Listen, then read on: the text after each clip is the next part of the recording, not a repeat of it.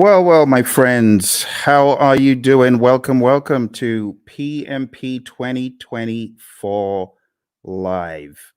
It's always a pleasure to be with you, those of you who are on the journey to getting certified to being a PMP.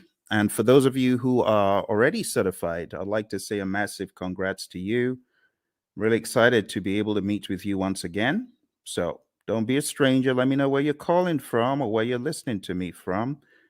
And for those of you that may have any questions, now's a good time to begin putting the questions in. But the purpose for our meeting today is to once again realign your journey towards PMP exam success. Okay. I know lots of you have plans to get certified in 2024, but it's important that you be focused on the right direction. All right. Because this PMP exam, when you look at it, it's full of content. It has so much information in it. So you need to be focused, my friend. You need to be laser focused on what exactly you're doing at every step of the way. Now, the easiest way is this. Number one, understand Agile. Please understand Agile. I know there are lots of courses out there. They're very heavy in the predictive piece, but they're not heavy enough in the Agile piece. And therefore, when people get on the exam, they don't understand the questions. Let me be perfectly clear about the questions, how the questions are posed. The questions are going to ask you, you are a project manager. It will always tell you who you are. You're a project manager on a project. You're doing this, that, or the other. You encounter a situation. What should you do next? But not just that. In the answers, you very well could have a blend of agile and predictive answers. And it doesn't mean you should choose agile all the time or predictive all the time. It depends on the way the answer is crafted. So my recommendation to you, number one, if you have this book called the Agile Practice Guide, read the book. If you've been for one of my courses and you have Agile book, this one, if you have Agile Principle Raw and Uncut, please read the book. In fact, I mean, you can see the relative size, right? This is great. This goes deep. This brings you into the discussion like from a layman's perspective. So if I were you, you can get this on Amazon. You can get this everywhere books are sold, pretty much this as well. So I would recommend, if you are weak in Agile, beef up your Agile understanding to the point where you know pretty much where the question is going, right? You got to know from an Agile perspective the values, the philosophies, the thought processes, like just vanilla flavored values. Know your values really well, right? Just know through this work, we've come to value individuals and interactions over processes and tools, working product over comprehensive documentation, customer collaboration over contract negotiation, responding to change over following a plan. And even though there's value in the items that we just kind of discredited, we value the items on the other side more. That's what you need to be thinking. Then you go over to the principles. Okay. So I'm going to walk you through a little bit of Agile tonight just to make sure you're on that wavelength. When I'm done with Agile, I'm going to tell you what next to do with Agile. And then I'm going to go into the predictive and then the hybrid. So this is probably going to take about an hour. We might be fortunate to get done quicker, but I want us to jump straight into the discussion because there's a lot for me to show you in this world of PMP.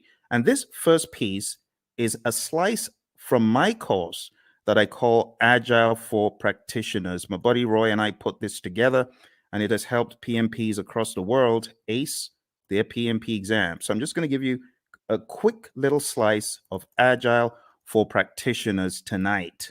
Let's jump straight into a few little introductions. So that's me. That's your buddy Phil.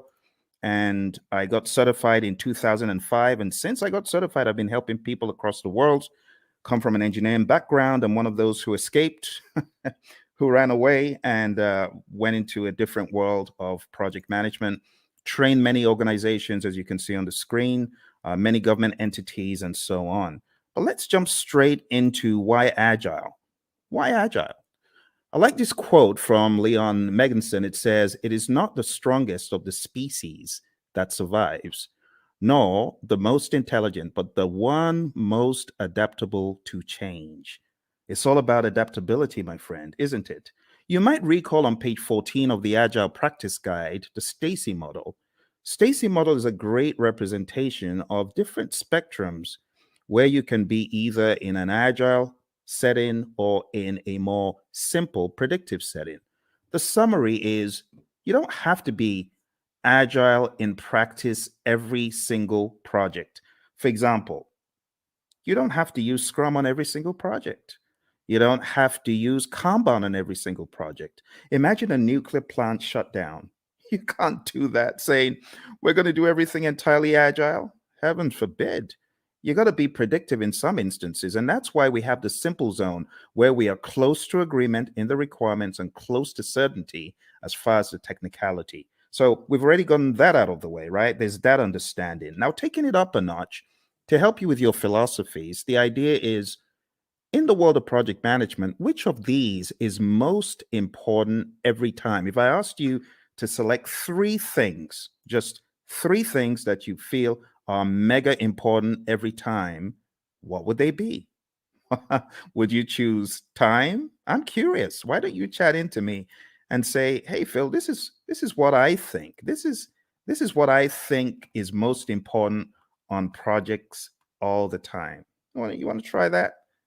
Go for it. Go for it. Go for it. Tell me, what do you think is hyper important? Three things, if you're going to choose three out of these. Any ideas? Is it schedule? Is it budget? Is it scope? Is it customer needs? Is it quality requirements? Or is it team satisfaction? Which three? Chat into me. I'm waiting for you, my friends. I'm waiting. I'm waiting. Come on, you're project managers, right? So you already know the answer to this, hopefully. Which would you choose? Which would you choose?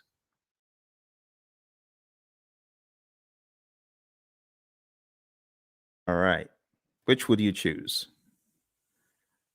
Everyone's trying to be all cute here. All right. Well, what I would choose is probably not the first one because delivering on schedule, if I don't deliver quality, is going to be frowned on. Don't you agree? If I delivered on schedule, but my customer is not happy, what good is that? Right? What about delivering on budget? You deliver on budget, but your customer is not happy. You got issues. You see where the train is going now? So, in order to answer this question, you need to ask, what about the customer? That needs to be actually one of the first things, but it's not the first thing that you think about. You know, the very first thing you should think about? The very first thing you should think about is the restaurant analogy. Have you ever been to a restaurant and you made the mistake of being mean to the waiter and they're going back there and you're wondering, oh my goodness, I shouldn't have done that. Who knows what they're going to do to my food? Has that thought ever crossed your mind? Well, it's the same thing when it comes to the world of project management. Because if you are not satisfying your team members, the likelihood is your customer may not be satisfied because the team may not put in their best. But if your team is satisfied, and I'm not talking salary now, I'm just talking being mindful and being empathetic and ensuring that the team has what they need. You know, the Agile Manifesto talks about giving the team the environment and support they need. When you do that, you're likely to have the team meeting quality requirements, delivering on budget, schedule, scope, and the customer is likely to be satisfied. All that good stuff. Okay, so the best answer to this, I don't know if you noticed, this said all plan scope. So you don't have that mindset of, oh, we have to deliver everything. In the world of Agile, no, that's not our mindset. Our mindset is we got to deliver value. It doesn't have to be all the scope. So I was looking for you to choose the bottom three. That's what I was looking for, just the bottom three: customer, quality, and team. Now, moving on to the next part where we're going to go pretty quick. This is what I was talking about, right? The Agile Manifesto values, which I've already covered, and then the Agile Manifesto principles. I'll just summarize them. Number one, customer obsession. Number two, welcome changes, even late, for the customer's benefit. Number three, deliver working product frequently. We want this to be shorter than 2 months because things change rapidly. You want feedback. You want to put it back into production. You want customer engagement. If it's far beyond 2 weeks, your customer may be disengaged. Number four, business people and developers working together daily. Number five, building projects around motivated individuals. I mean, that's common sense. No one wants to build a project around a demotivated team, right? Number six, face-to-face conversation. Now, this is very debatable because today everyone's on Teams, everyone is on Zoom. So, when it comes to efficient and effective, we got to be careful in 2024. But for the sake of your exam, just go with number six as it's written. Number seven, working product, the primary measure of progress. In the world of Agile, we don't do all those percent completes and statuses, right? In this world, Agile processes promote sustainable development. I call number eight, don't kill the team. The don't kill the team principle. Number nine, continuous attention to technical excellence and good design enhances agility. Number 10, keep it simple, sir. Keep it simple, sister. Number 11, the best architectures, requirements, and designs emerge from self-organizing team. Just leave the team alone. Let them do their stuff. You hired adults. You hired experts. They'll get it done better than when they were meddled with. And number 12, at regular intervals, the team reflects on how to become more effective. They tune and adjust their behavior accordingly. Doesn't always have to be the retrospective. This could be just a way of life, a day-to-day philosophy. And that's the Agile Manifesto. You do really need to know this well before you exam, okay? Now, let's go a step further. There is one more thing in the world of Agile that I like showing, and that is a difference between the predictive thinking, which is encapsulated on the screen right here. You can see in the traditional world, scope is fixed. But in the world of Agile, what happens? We flip the triangle on its head, and scope is now flexible, right? What is fixed is we have a fixed time box, that's schedule, and then we have a fixed budget, team size. So don't forget these core things about the world of Agile. Finally, before we get out of Agile, I just want to remind you, because I know a lot of people fight this one. The most popular Agile framework is Scrum, okay? If you haven't read the Scrum Guide, you should. Go to scrumguides.org, download it, read it, right? Scrum is a lightweight, easy to understand model. It's based on 3 pillars of transparency, inspection, and adaptation. This is a sequence of activities. What happens? Number one, we have a product backlog, and it's a list of all the things our customers want. Then we have an event. It's called sprint planning. Sprint planning is where we meet to decide what we're going to get done in the sprint. As a result of that meeting, we get a sprint backlog. Once we get our sprint backlog, we then have our marching orders. We are already in the sprint, technically, once we start the sprint planning event. But the next event that happens is the daily scrum. The daily scrum is something that we do every 24 hours.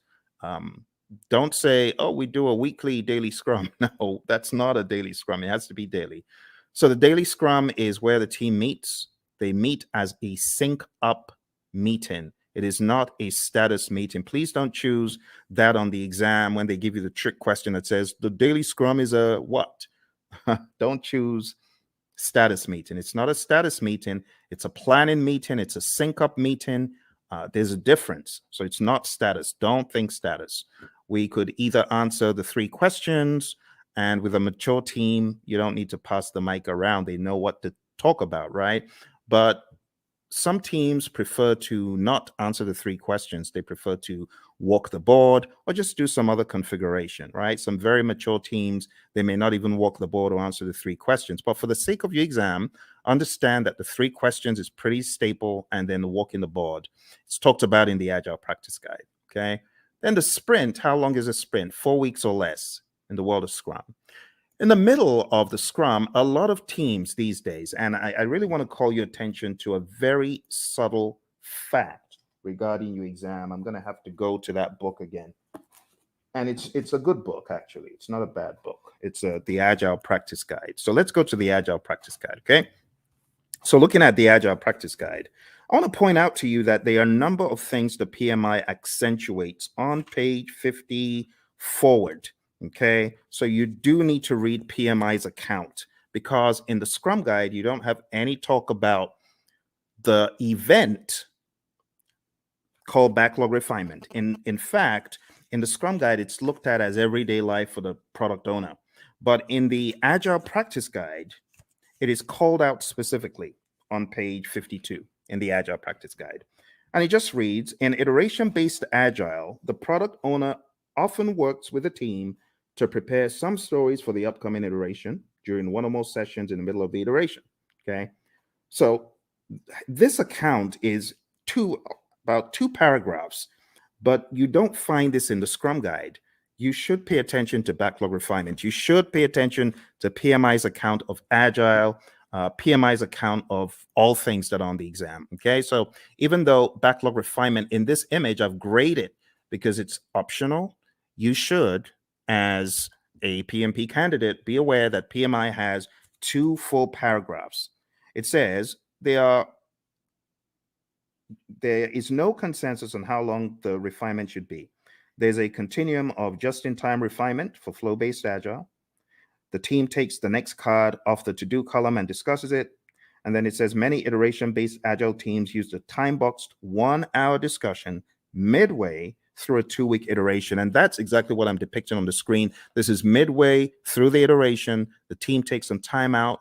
They do the backlog refinement. They go through the whole idea behind the INVEST acronym. Now, this is not a place for us to debate whether it is good or bad, because I have some of the Agile zealots who hate the INVEST acronym. Don't listen to them. What do I mean by the INVEST acronym? Independent, negotiable, valuable or vertical, estimable, small enough to fit within a sprint, and testable. You want to make sure that your backlog items are indeed ready. Okay, like I said, various schools of thought are against the INVEST acronym.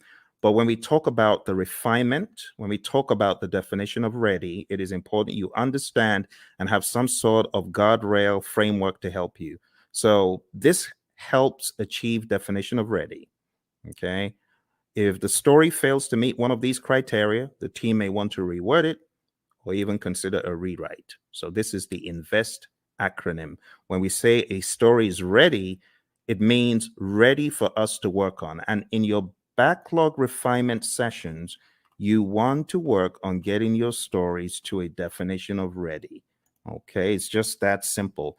When you get certified, you can, join the debate about whether backlog refinement should be done with the INVEST acronym, whether definition of ready is good or bad. I'm not here for all that, right? But just know for your exam, it's in the Agile Practice Guide. All right, moving on.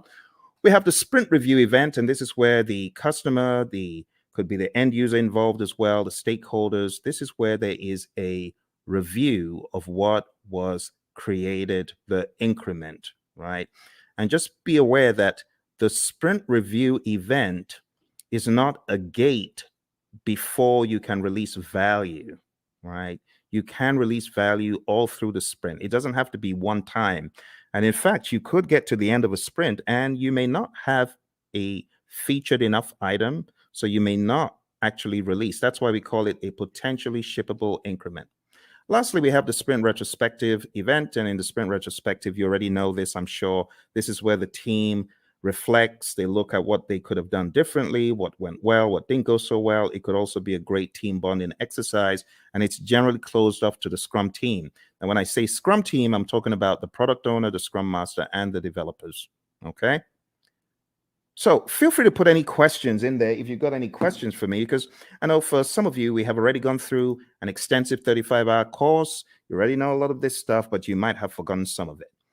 For your exam, you got to understand the roles really well. The product owner role, I highly advise you to dig into PMI's Agile Practice Guide and understand their perspective of what this role does.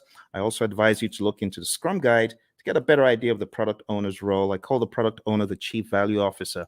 Also understand what the Scrum Master does. The Scrum Master is a coach, not just a coach for the immediate team, but also a coach for the entire organization. This is someone who should be a champion in my mind for Agile and someone who should be making change on a grander scale.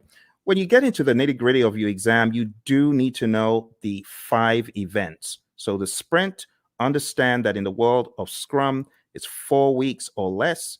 Understand what sprint planning is all about. As I said, one of the things you should do before coming into sprint planning is you should have done some backlog refinement. So all your time isn't going on breaking down those huge monster epics or just realizing what exactly the customer was asking for all along. This is where the product owner needs to wear the hat of Chief Value Officer, understand what should have come next. And when you get into sprint planning, it's generally going to go a lot smoother. The daily scrum, as far as this is concerned, the 15 minutes is pretty standard. It's non-negotiable for your exam. Just know that 15 minutes is a time box. When it comes to backlog refinement, like I said, we want our stories or our requests to be sprint ready. Again, in industry, there's the debate of, well, stories aren't needed in Scrum. They're not in the Scrum Guide. Yes, but for your exam, understand what stories are. I have to say these things because the landscape of Agile is changing very rapidly. When it comes to the sprint review, it's showcasing working product to the stakeholders. It's important that we don't relegate it to just a mere demo, but we see this as a working meeting. We can use this meeting to discuss metrics, what was not done and why. Delivery team demos the working product. The customers may even test it out. Physical products. We have a client of ours who had this physical autonomous vehicle, and customers could get to actually test out such things in a demo. All right. And then the retrospective, like I said, it should be a safe space. You want to understand what worked well, what didn't work well, and you could have some items that you take back to put into the product backlog for the next sprint so that you can improve on those items. But this is not mandatory. It used to be, but it's not mandatory anymore. Okay, a few quick memory joggers. A list of some of the long list of requirements, only those to be done in a sprint. Okay, I'm going to move very quickly. So these are just joggers for your memory, right? Since it says some, it is not talking about the all-encompassing product backlog. This is just talking about the sprint backlog. What about this one? The product backlog is prioritized and owned by whom? Okay, I've already given you the answer to this earlier on. So this is talking about the Chief Value Officer, aka product owner. All right, how about this one? The first event of a sprint is what? Okay, if you were listening in the beginning, you would have gotten that it's the sprint planning event. All right, let's go to the next one. The average length of a sprint used in most firms. If you use the world of Agile philosophies in your firm, you probably know the answer to this one. All right, so the best answer to this, my friends, is not the 1 month. I said 4 weeks or less, but in industry, the sweet spot is 2 weeks. All right, let's move on to the next one. The end result of the sprint is known as what? What do you call the end result of the sprint? All right, so I've abbreviated it because I really want you to think. I really want you to be on your toes thinking about, okay, what are we talking about here? So here we're actually talking about the increment. Now, you can eliminate 1, but you're left with 3. It's definitely not the Project Management Institute. So the best answer that I would have expected you to choose is potentially shippable increment, PSI. Majorly because it may not be featured enough. All right, so PSI is the answer to that one. Okay, PSI. Okay. Next one, a daily scrum is what? What is a daily scrum? Is a daily scrum a planning meeting, a status meeting, a phase gate, or resolution meeting? Hey, Lawan. Lawan, good to see you. Lawan is one of our PMP gurus. She's already certified. And Lawan's got some other certificates, haven't you, Lawan?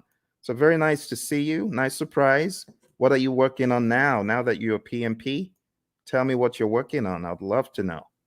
All right. So the daily scrum, Lawan said it's A, and she's correct. It's a planning meeting. We don't want to think of it as a status meeting. That will be an immediate 0.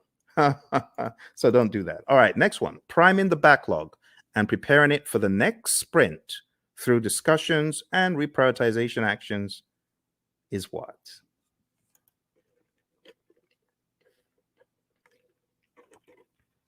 Awesome. Lawan is on it. She is on it. She hasn't forgotten it. Not missed a beat. Thank you, Lawan. The best answer to that is indeed what you chose. The answer is backlog refinement. And backlog refinement, we talk about it as being not mandatory as far as an event, but in the Agile Practice Guide, we see it there front and center. All right. The potentially shippable increment should be shown to the customer in a demonstration. This is known as what?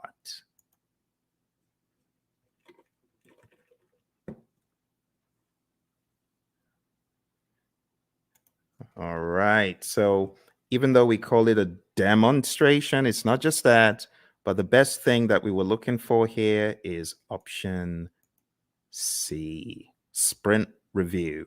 Now, again, just so you know, there's a lot of controversy in the world of Agile and Scrum when you call the sprint planning or sprint review or sprint retrospective a ceremony. You may get a wrist slap from some of the zealots. I don't care. Whatever. It is what it is. A lot of people call it ceremonies. A lot of people call them, other things, and that's it is what it is. Okay, Lawan. Lawan says she's working on her PSM. Awesome, Lawan. I know that you've already taken a lot of Ken Schwaber's PSM pre-test, so just keep doing that. And honestly, his site is probably the best place to be to just keep taking them over and over again, reading the Scrum Guide over and over again, and listen to our audio because we've got audio out there on our channel, as you know. But well done, and try your best to listen to the lessons learned that are out there. We got lessons learned from the PSM from our friend Darian and Cindy, who both got certified last year. So I would recommend listening to them. I am going to put a link in the chat right now so that you can go listen to that episode. You can go listen to that episode and get some wisdom from both of them. They both got certified less than a year ago for the PSM. All right, well, let's move on to the next one. The Scrum team should spend time in self-reflection and checking itself for optimization and improvements. This is known as what? Another very easy one. You're welcome, Lawan. All right, another very easy one, very easy. Obviously, you know what we're talking about here. We're talking about the retrospective. Brilliant. All right, another thing that you should be aware of is just the terminology when we go through the product backlog. We have different terminologies. We have the product itself. We have the epics, features, stories, and tasks. And I just use a silly little mnemonic. I just say Phil eats fries sometimes on Tuesdays. It's my mnemonic. You can use that to remember. And here's an example of how the backlog could be broken down, right? Epics, huge chunks of functionality. Features, a group uses stories together for release. It's a sensible way of releasing stuff, release like stories. And then we have tasks, which are not in the product backlog, by the way. At best, these would be in your sprint backlog, but you have a lot of mature teams who don't even put that level of stuff into their backlogs. So at the end of the day, you would have a breakdown that looks something like this, right? You would have the product broken down into epics. Here's an example of PBIs for a website, and I will zoom in so you can see the intricacies here. So it looks very much like a work breakdown structure, but don't get it twisted. It's not a work breakdown structure. This is a product, right? Product breakdown. It is not a work breakdown. Okay, so this is the general idea. epics, features, stories. You can see we have the core website functionality broken down into the UI, and then that broken down progressively into more levels of detail until we get to a task level. Okay, and then here you can see the UX, content and user experience, broken down into smaller pieces as well. Those would be at the feature level, and these story level, ultimately the task level. And we don't want to make this a religious thing you do in the world of Agile. It's not. It's just logic on how you break down your backlog, right? So your product backlog, you have big boulders, big chunks. Here's the general idea. When you're working on your product backlog, it's like an iceberg, right? You got this big old iceberg at the bottom. You got to break the iceberg into smaller pieces. And those smaller pieces, that's what floats up to the top. And that's what gets done. If the product owner, of course, is thinking properly, that's what should happen first. Okay. The next big difference that I want to point out is the difference between the definition of ready, which we talked about earlier. Go listen to it if you didn't. And then the definition of done. Definition of done is an agreed upon set of items that must be completed before an increment is considered complete. Do not mix this up with the acceptance criteria at the back of the card. The acceptance criteria, of course, could be one of the items that we are looking to be complete, looking to have met the requirements. But at the end of the day, the definition of done is not just one thing, it's a number of things. And it's on a case by case basis, depending on your industry and depending on your unique situation. But just remember that the definition of ready and the definition of done are different things. What drives Agile is a concept of value delivery. So you want to make sure you're delivering value to your client. Value should be the number one thing. Another thing that we joke about in our class is the concept of food, because we know people love food. But imagine if you went to a five-star restaurant and you wanted the dessert and someone said, no, you can't have the dessert. You got to eat the greens. Well, as an adult, you can appreciate that. But what if you were a kid? You wouldn't. In the same token, our customers, they have things that are near and dear to them, like dessert. And we say, give them the value they want first. Don't withhold the value from them. Because they won't be happy if you withhold the value from them. If you gave them the value, then they understand you get them, right? You totally get them. So how do you order the backlog? The different ways of ordering the backlog, but one of the philosophies is to understand the concept of doing the big, hairy, audacious things first, right? The high risk, but high value. So always think, what is high risk? What is there a high risk and a high value on in this project? If there's a probability that you won't get a high value item done, that could be bad. So what should you do? This is just basic project management common sense. Do the riskiest stuff first. And if you do the riskiest stuff first, there's a likelihood that you will at least get them done. If you don't do the risky stuff first and you do it last and then you don't get it done and the time box is over or the number of iterations you promised is over, that's no good. So we often say high risk, high value first, low risk, high value next, low risk, low value next. And then why do you even want to do those in the top left quadrant? Why do you want to do high risk, low value? It doesn't make sense. There's so much risk in it. Low value, it could actually tank the entire project. All right. So we're not saying this is the only way to think, but we're saying start off by looking for the high value stuff and then look for the riskiest of the high value stuff. There are other instances where you could prioritize based on other items such as urgency, cost of delay, weighted shortest job first. There's so many things you could think about. So when we think about ordering the backlog, the job of the product owner is a rather interesting one because the product owner has to think so many things: revenue, demand, importance to end users, frequency of use, the risk of not having it, and so on and so forth. So as a product owner, your thinking always needs to be what is most important. Now, the product owner sometimes falls into the fire alarm trap, which is pandering to people who are shouting the loudest. That is not the way to do it. You want to use more sensible criteria like NPV, ROI, Moscow, and Kano, which are really just categorization techniques when you think about it. Weighted shortest job first could be another one, and the risk adjusted backlog, the concept of the risk adjusted backlog. So there's so many pieces that you need to master for your PMP exam, but ultimately, you're going to understand that Agile is front and center, because I cannot tell you how many people have cried, my Agile was so huge on the exam. I was not able to answer the questions quickly enough. It took me such a long time to read them and things like that. So you got to be ready. Scrum is definitely the big number one framework for the world of Agile for your exam. And then the number two framework that I would highly advise you to hone in on is Kanban. Just understanding how Kanban is structured, what it actually means when we say limit your WIP and why we say limit your WIP. Understand what a board could look like when you have the WIP limits up top there. Understand what it means when we say the lead time, the cycle time, and things such as that. And understand this concept, because while it may not be tested on the exam, it's good to have the Agile philosophy of there's a cost for delaying delivering value to your customer.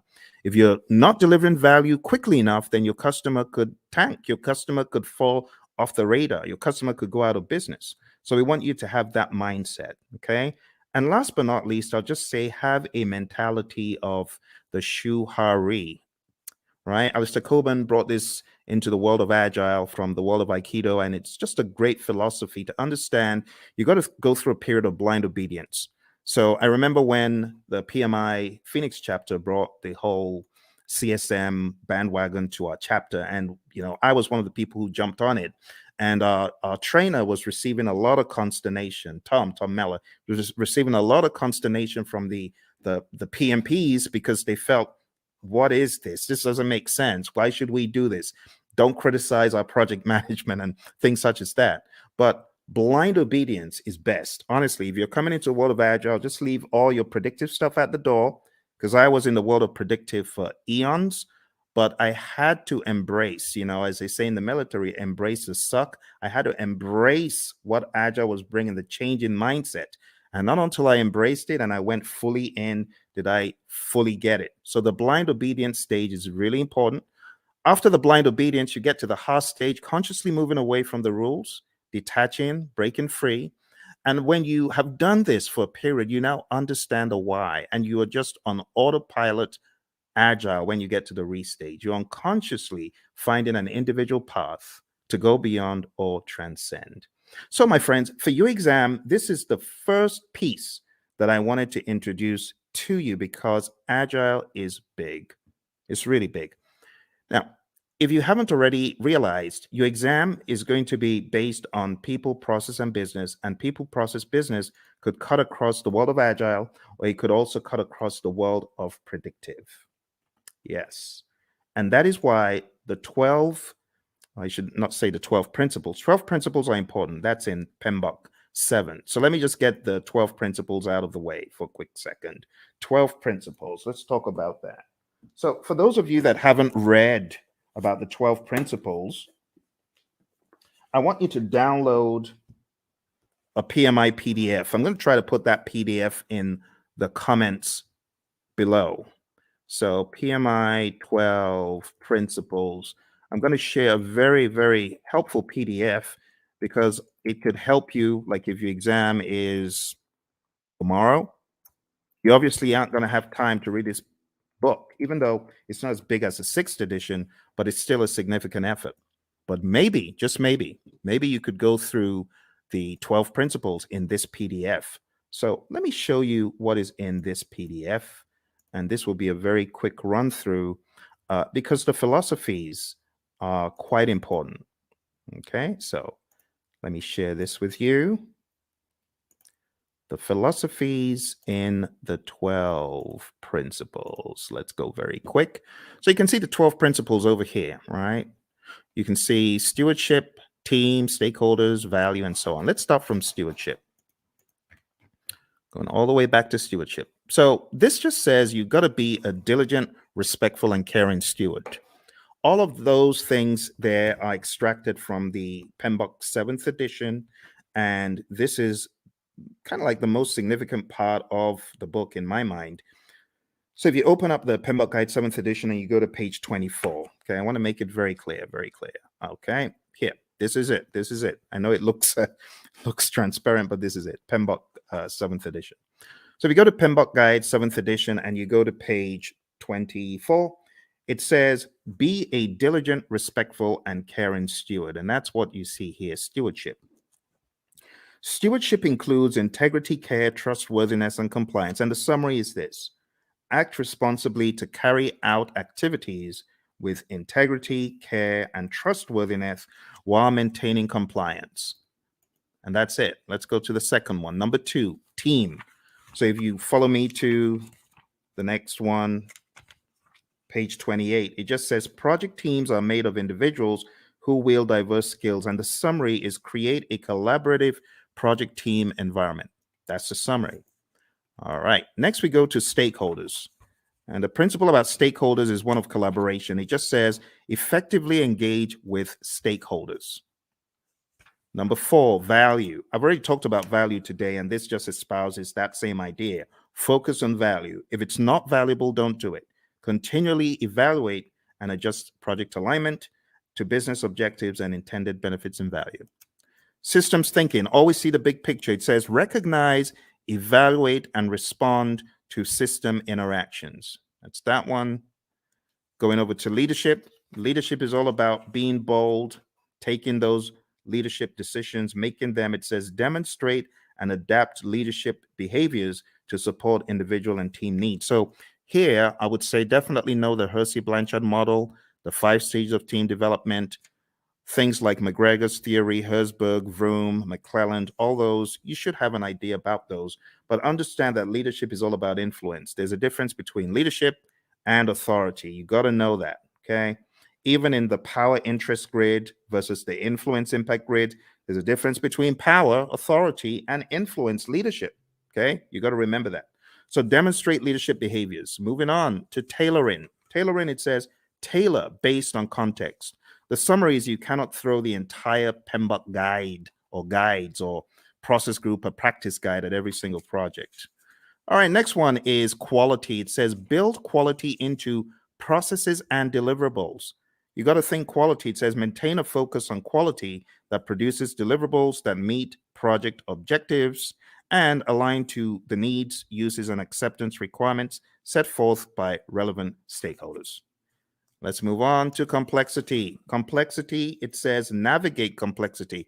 The best way to navigate complexity is to understand the dimensions in it. The dimensions, human behavior, system behavior, uncertainty itself, and ambiguity, and technological innovation. There's a difference between these two. So let me go over these on page 51 very quick for you. Ambiguity is a state of being unclear. It says of not knowing what to expect or how to comprehend a situation. Then it says uncertainty is a lack of understanding and awareness of issues, events, paths to follow, or solutions. The summary is this. PMI is saying complexity is a characteristic of a project, and you as a project manager, you need to know how to manage it. How do you manage complexity? Let me take you back in time to the Stacy complexity model, remember? Now, how did we say we would work on complexity? We're going to break things down into smaller pieces, do things in iteration. Sounds like agile, right? Because that's what we're talking about. All right, number 10, optimize risk responses. It says continually evaluate exposure to risks, both opportunities and threats, to maximize positive impacts and minimize negative impacts to the project and its outcomes. Number 11, embrace adaptability and resiliency. It says build adaptability and resiliency into the organizations and the project team's approaches. It says most projects encounter challenges or obstacles at some stage. The combined attributes of adaptability and resiliency in the project team's approach to a project help the project accommodate impacts and thrive. Adaptability refers to the ability to respond to changing conditions. Resiliency consists of 2 components: the ability to absorb impacts and the ability to recover quickly from setback or failure. Last but not least, we have number 12, one of my favorites, and this says enable change to achieve the envisioned future state. It says prepare those impacted for the adoption and sustainment of new and different behaviors and processes required for the transition from the current state to the intended future state. Here's the deal, my friends. If you're ever going through change, just remember that people are different. Some people cannot absorb change very well, and others can. So you must approach it from a humanistic standpoint. You have to be empathetic.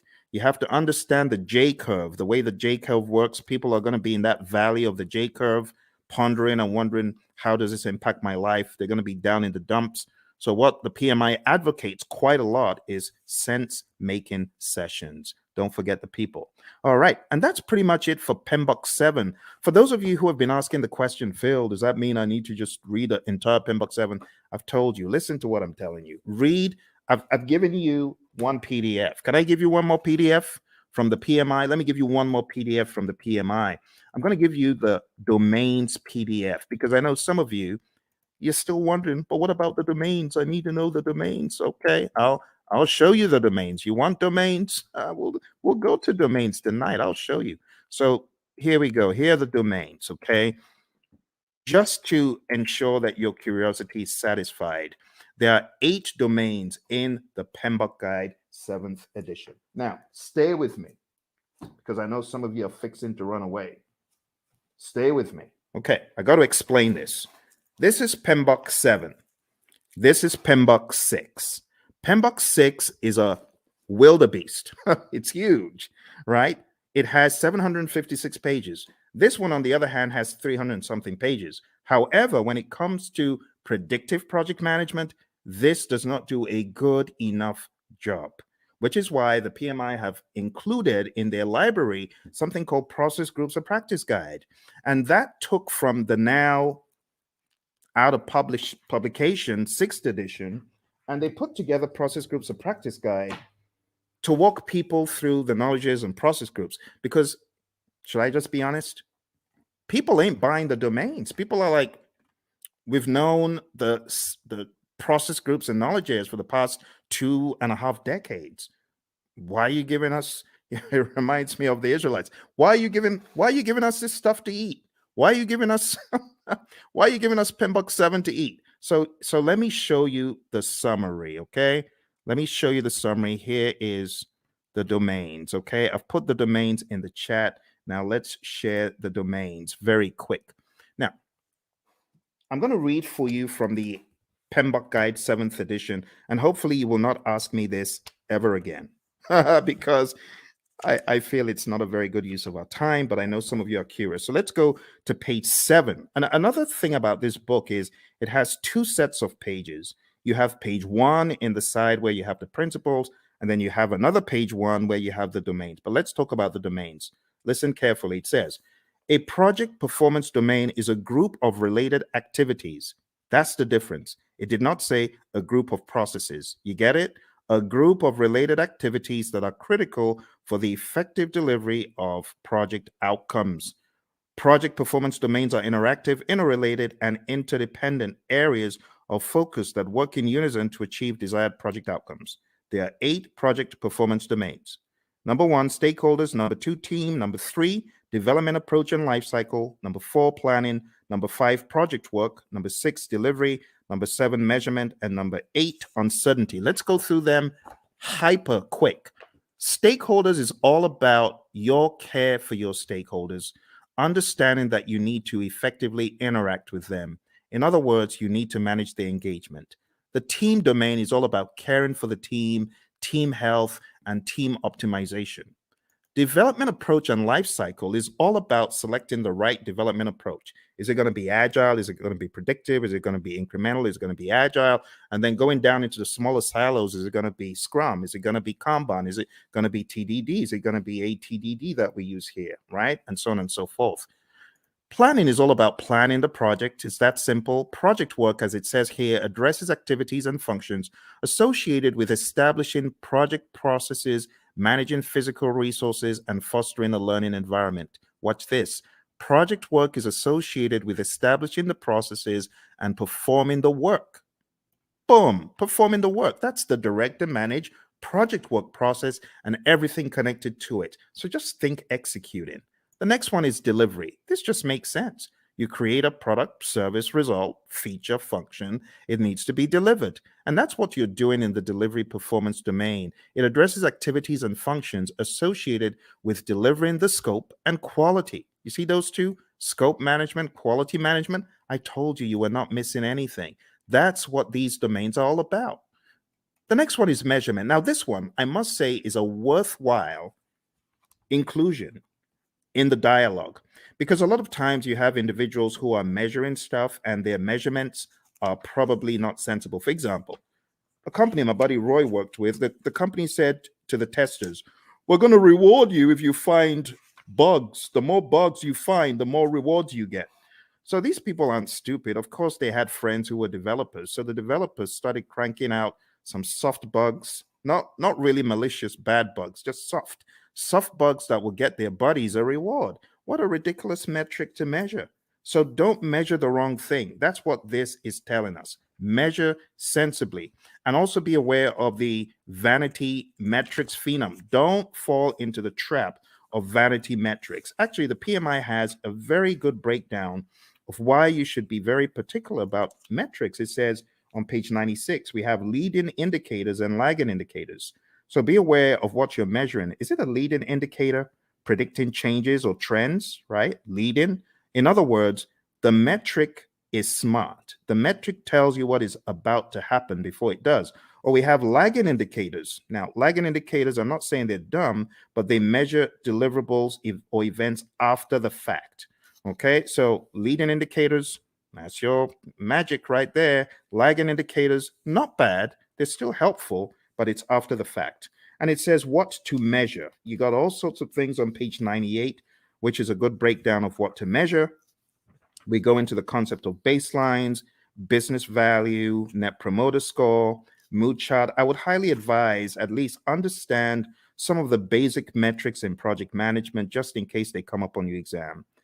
So benefit cost ratio or cost benefit ratio, MPV, net promoter score, which is a measure of how happy your stakeholder is or willing to recommend your products or services to others, mood chart, and what else? That's pretty much it. There's some very good stuff here. So if there's one of the domains that I am excited about, I think it's this one. This is definitely value to the project management narrative. On page 112, we have my favorite, the vanity metric, a measure that shows data but does not provide useful information for making decisions. Has someone ever told you to gather data and measure stuff that is just worthless? You know, for example, measuring page views of a website is not as useful as measuring the number of new viewers, because you could have had one viewer go in there 1,000 times, if you get what I mean. So just that whole idea is what we talk about in the measurement domain. Last but not least, we have the uncertainty domain. And it just says projects exist in environments with varying degrees of uncertainty. In that vein, the project manager needs to have a plan, a mousetrap for how to measure the usual suspects. There are 5 of them: uncertainty, a lack of understanding and awareness of issues; ambiguity, a state of being unclear; complexity, a characteristic of a program or project or its environment that is difficult to manage due to human behavior, system behavior, and ambiguity; volatility; and then risk. And honestly, that's it. That's it for your 8 domains. We don't really have to go any further. It would be a waste of time. Now, if you have any questions, I would love to answer your questions. We're going to be hitting about an hour very soon. But before we jump off the call today, there's one more thing that will be in order. And what I want to do next is just talk about the deeper world, the deeper world of project management by going into, it's the grid. Everyone's like, oh my goodness, not that again. This grid is very important, my friends. It's important for your project management journey. I know a lot of people are not very keen on it, but trust me, you need this. You really need this. You really need this thing I'm about to show you. And it's the 5 process groups and the 10 knowledge areas. We have to go through it tonight. I couldn't let you escape without it. So I would like for you to get a pen and a paper. It's going to be a worthwhile experience. It's going to be good. Let's work on this together. And as I go through it, I want you to ask any questions. Okay, if you have any questions, now would be a great time to ask them. So in the world of project management, according to the PMI, way back in time, there are 5 process groups of project management, and they're just 5 buckets. I just call them buckets of things that need to be done in order for us to get project work done. And when I say project work, I'm talking more about the work that the project manager and the team are going to do to manage the project. You see, there's a difference between doing the work versus managing the project. You hear the PMI talk about a product life cycle. That's all about doing the work. But then there's talk about a project management life cycle, which is really code for the process groups. So if you're taking this exam, what is going to help it become easy for you? I heard this again from one of our latest PMPs. Shout out to Lily, who got certified about 4 days ago. She said the same thing. This will help your exam.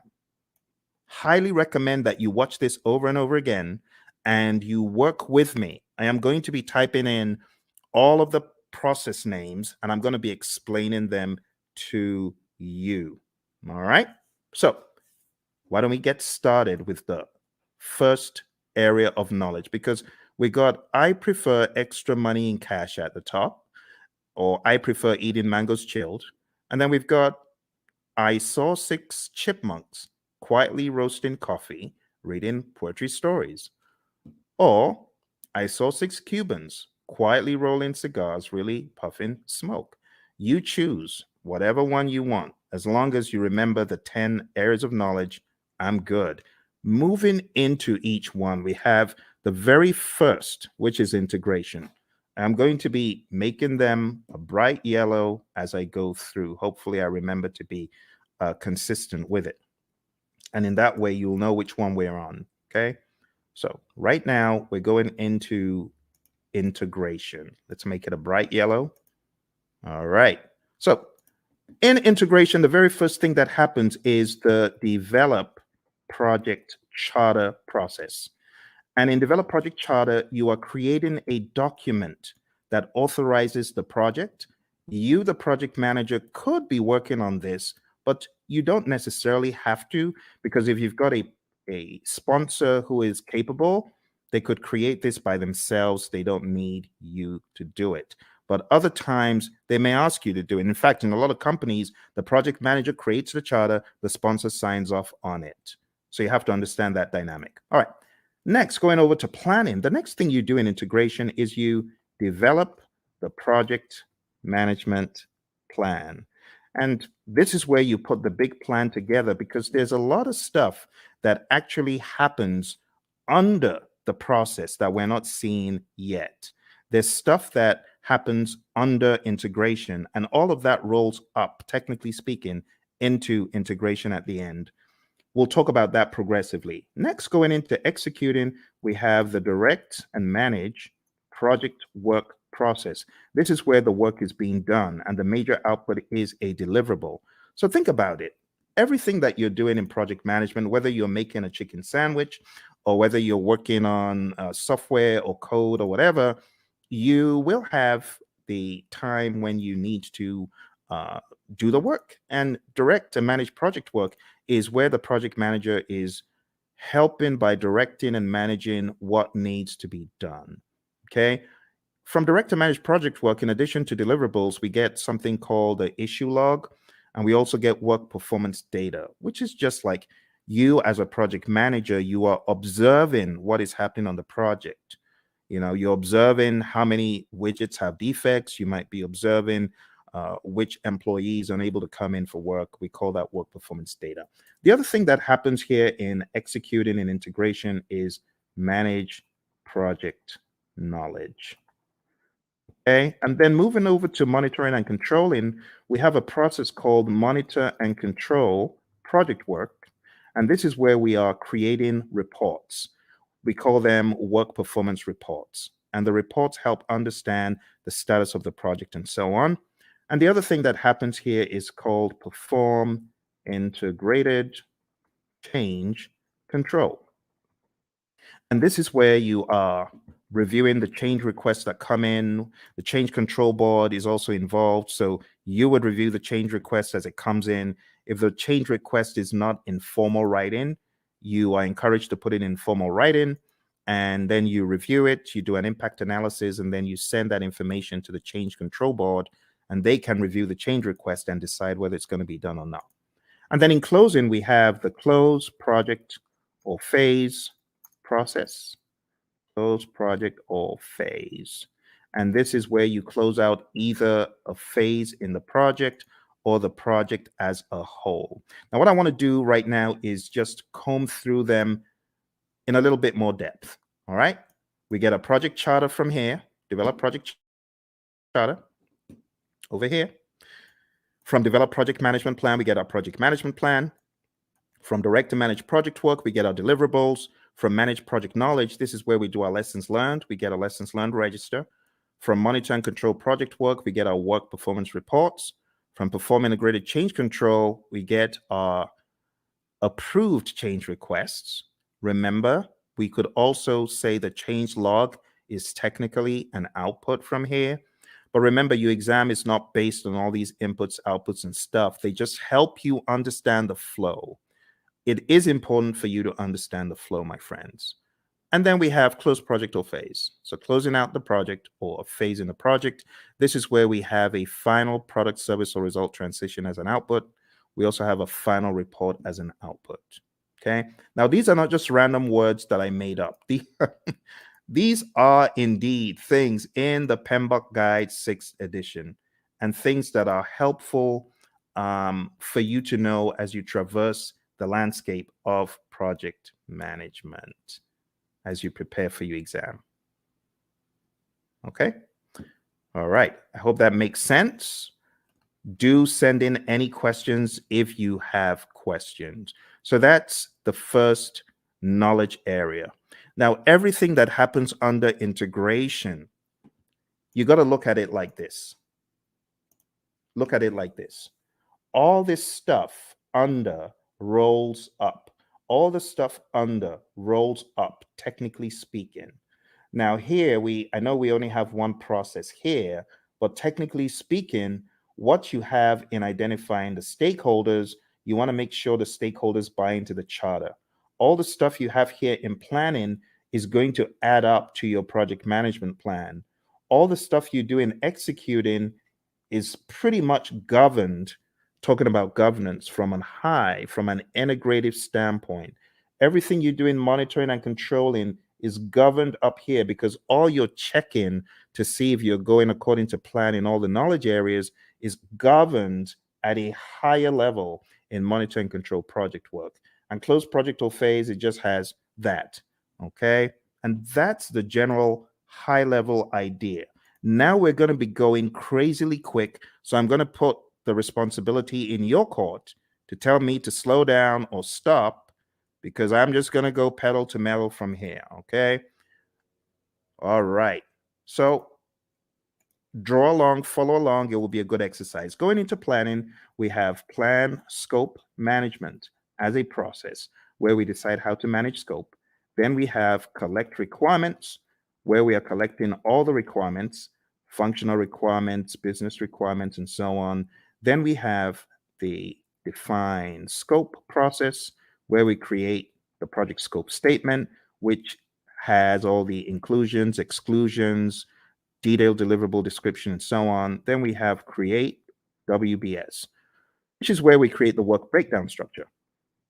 Then we jump across to the monitoring and controlling process group. And here we have two things. We have validate scope. This is where your customer checks the product, service, or result. And then we have control scope.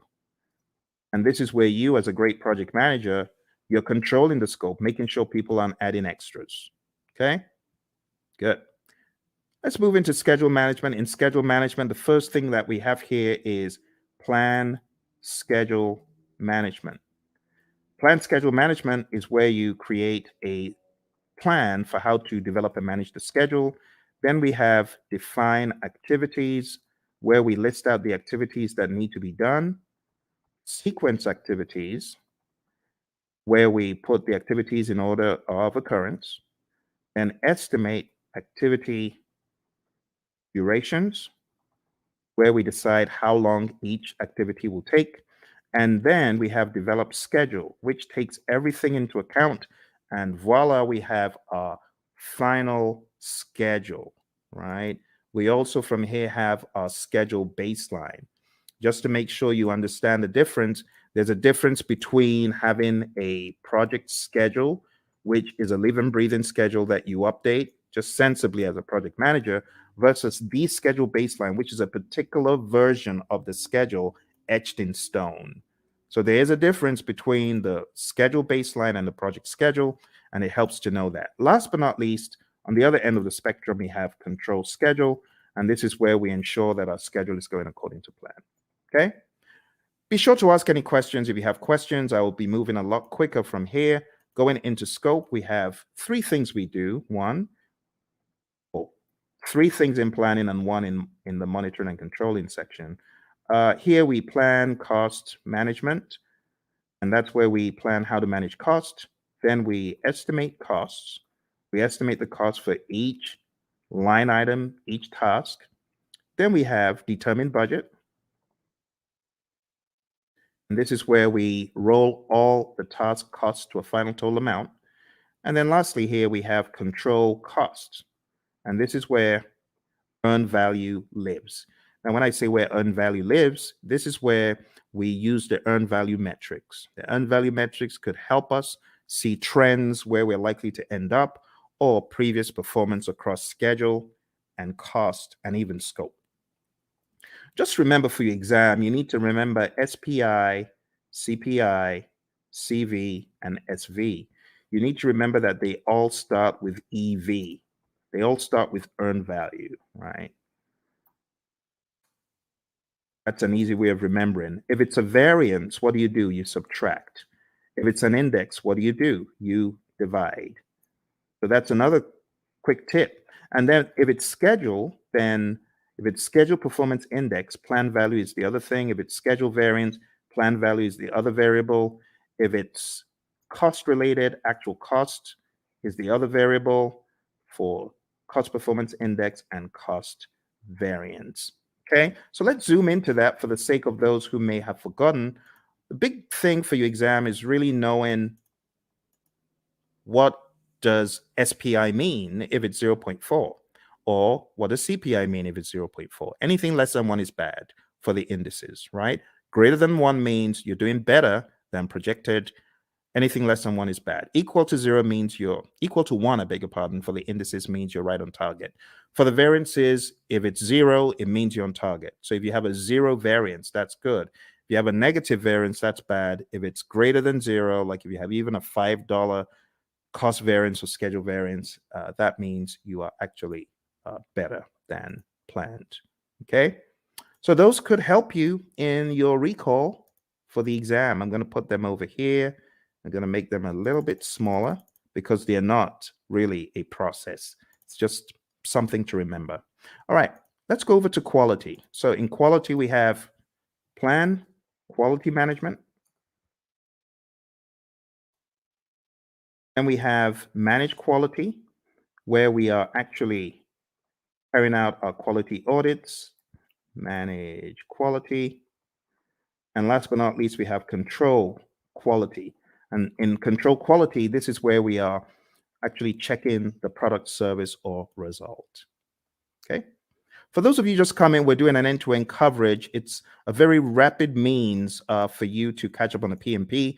Once this live stream is over, it is likely you will not see the video because the video will be pulled down. You won't see this video once it's over. So if you know you're not able to stay, unfortunately, you will not see this video afterwards. All right, let's come out. Let's go back in. All right. There we have it. So we've got plan quality management, manage quality, and control quality. Moving on to the next thing we're talking about, we're going to talk about resources. Moving on to resources, we have 6 things here. We have plan resource management. We have estimate, activity, resources. And those two happen in planning. In executing, as far as resources concerned, we have acquire resources, we have develop team, and then we have manage team. And what are the differences? In develop team, this is where our team goes for team building, They get trained, they get educated in project affairs if they need to, or technical things. And then in managed team, this is where we give the team feedback. And last but not least, here we have control resources. All right. If there are any questions whatsoever about what you get out of the processes, please ask. I know I'm going pretty quick because I have so many videos about this stuff on the channel that I'm expecting that you might have maybe even already gone through some of those. Okay, let's go on to the next one. Next one is communications. And in the communications knowledge area, you're going to do three things. You're going to plan communications management. You are going to manage communications. In other words, you're going to communicate. This is where you're going to distribute information to people. This is where you could have reporting done in meetings. And last but not least, we have monitor communications. Okay. Again, I want to encourage you, if you haven't mastered this, this is important for your PMP exam. I know some people feel, oh, this is old stuff. Trust me when I tell you, I cannot count how many people I've heard from that this helped them put the big map together. So I really want to stress, if you haven't mastered this, please spend some time in doing so. Okay. All right. Let's make these a little bit smaller because we got a really big one coming up. We got risk. Risk is a significant beast. It's very, very big. So let's go on to risk. And risk starts off as usual with plan risk management. This is where we create a plan for how to manage risk. Then we identify the risks. Then we perform a qualitative risk analysis. Think about it like a high, medium, low, or on a scale, numbers that generally don't equate to the same thing from project to project, but they help us in the prioritization of the risks, as far as which risks are we going to go after, which ones are we going to leave alone, so on and so forth. All right, moving on. We have perform quantitative risk analysis. And this is where we analyze the risks from a numeric standpoint that is also dollar related or something quantitative like weeks. You could analyze from a schedule perspective, how many weeks, how many days, and that's an absolute. That is not qualitative. Or how much money is going to be the result of this risk as far as contingencies are concerned. This is where you're getting really into some hardcore amounts. The next thing that happens is called plan risk responses. And then we jump across to executing, and then we implement those responses. Okay, and last but not least, we have monitor risks. Now, when it comes to plan risk responses, again, I'll take some time out to talk about the A team, not Mr. T and the A team, but avoid, transfer, escalate, accept, and mitigate. Okay, so these five are your approaches for negative risk or threats. We also have another five for positive risk or opportunities, and I'm just going to put them here sneakily. I know it shouldn't be there, but I'm going to put them there because I want to share them with you. I call it EASEE, easy, right? Easy. It just stands for exploit, accept, share, escalate, and enhance. You got to know these really well. Look on the channel because I have videos. Avoid. Let me just blow this up a little bit so that you can see it a little clearer. Okay, let's blow that up. Okay, so avoid, and feel free to take screenshots. That's fine if you want to take screenshots, right? So avoid is avoiding the risk altogether, 100%. The risk doesn't happen or it doesn't impact at all. Transfer is transferring to a third party.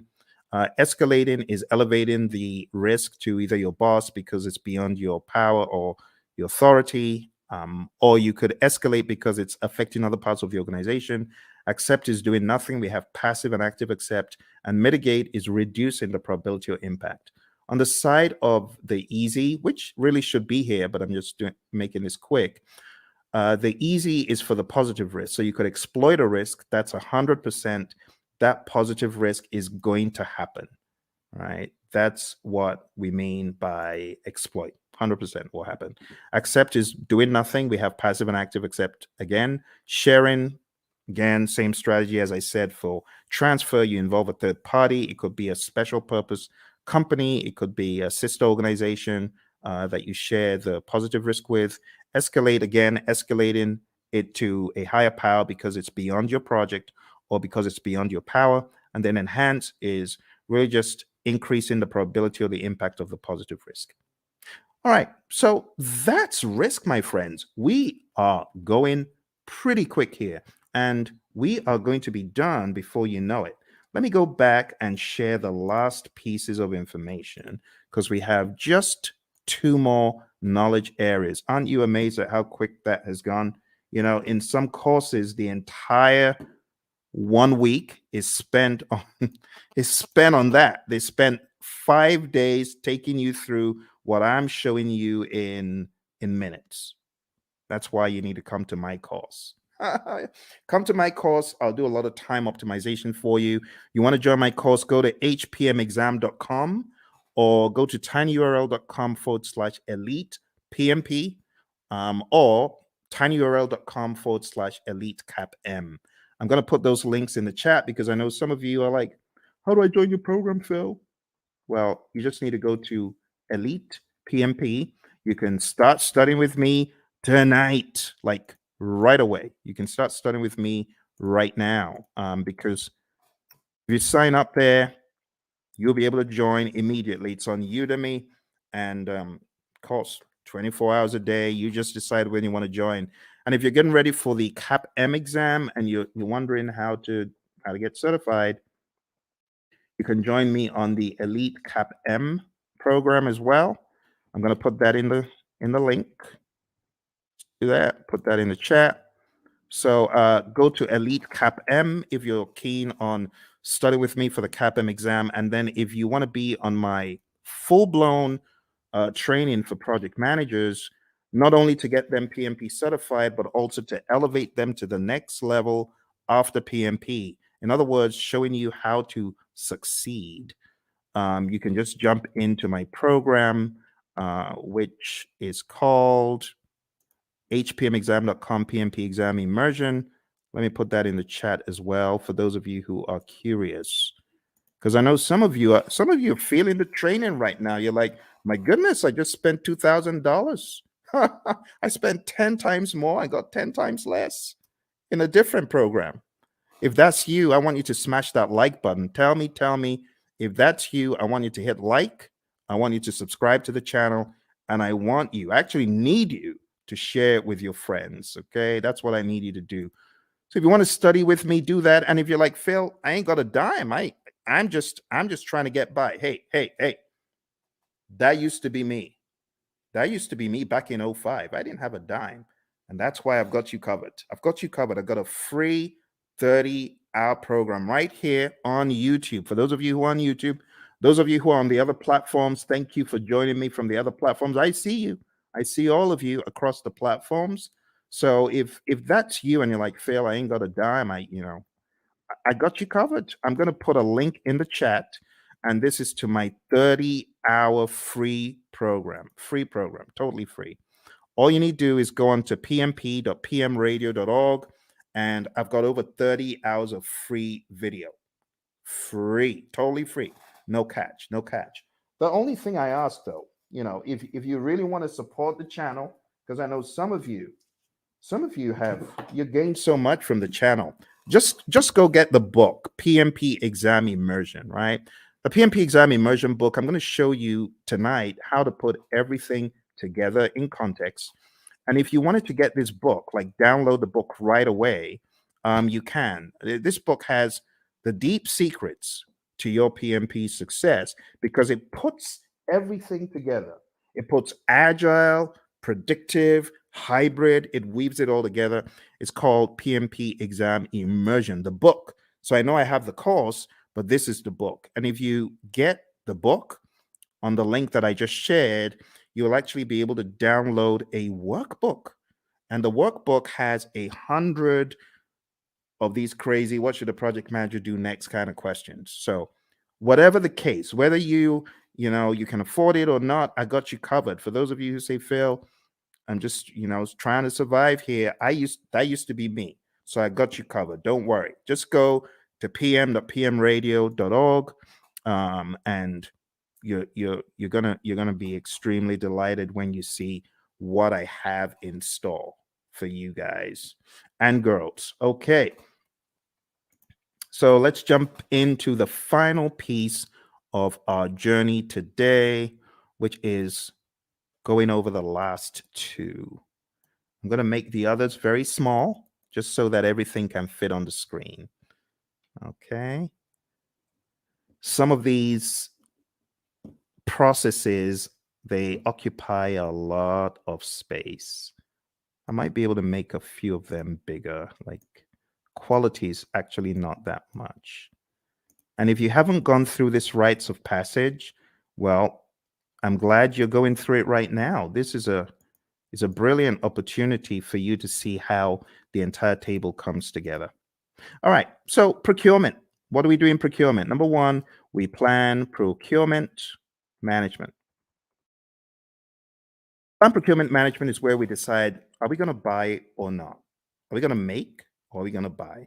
If you decide to buy, then we go through the procurement process, the philosophies, right? And we do the RFPs or the RFQs or the RFI, request for proposal RFP, request for quote RFQ, request for information RFI, IFN, invitation for negotiation. I'm talking so quick because I want to get done. I want to get done. It's a weekend. It's a weekend. You see, the labor of love, your buddy Phil is here for you to help you. Because once I hit the road again, it's going to be hard for me to do these. And I hit the road very shortly. All right, conduct procurements is where you take a look at all of the proposals that were sent in and you select one or two, you award a contract, and then control procurements. This is where you are checking to ensure that the vendor, the seller actually did what they promised. You want to make sure that they are delivering. You want to make sure that they are on time. You want to make sure, as one of my students said, hey, my client just showed up and we do interior for airplanes and they just showed up to do an audit. That's control procurement. You want to make sure that the seller is really upholding the quality. And the funny thing is they weren't, because, some of these folks, they bring in, they want to show off to their friend, like, oh, you need to take a look at this aircraft that we're refurbishing. So unfortunately, on that day, one of them brought his buddies into to the workplace. Bad move because the customer showed up. All right, let's finish this off. All right, last but not least, we have stakeholder. So over here, we have identify stakeholders. This is the only one that you have in the initiating process group. And then we have plan stakeholder engagement. And then we have, after you've planned how to engage a stakeholder, then we have manage stakeholder engagement. This is where you're actually engaging your stakeholder, speaking with them, communicating with them, working with them. And last but not least, we have monitor stakeholder engagement. Okay. And my friends, that's it. I just showed you. Please give me a round of applause. Give me a round of applause, please, please, please. I think I deserve it because I've done what a lot of instructors won't do. I took you through the entire Agile curriculum. I've taken you through PMBOK 7, principles, domains, and boom, now I took you through PMBOK 6. PMBOK 6. Do you know how much time that would have taken to go through these books alone? Do you know what that would have taken?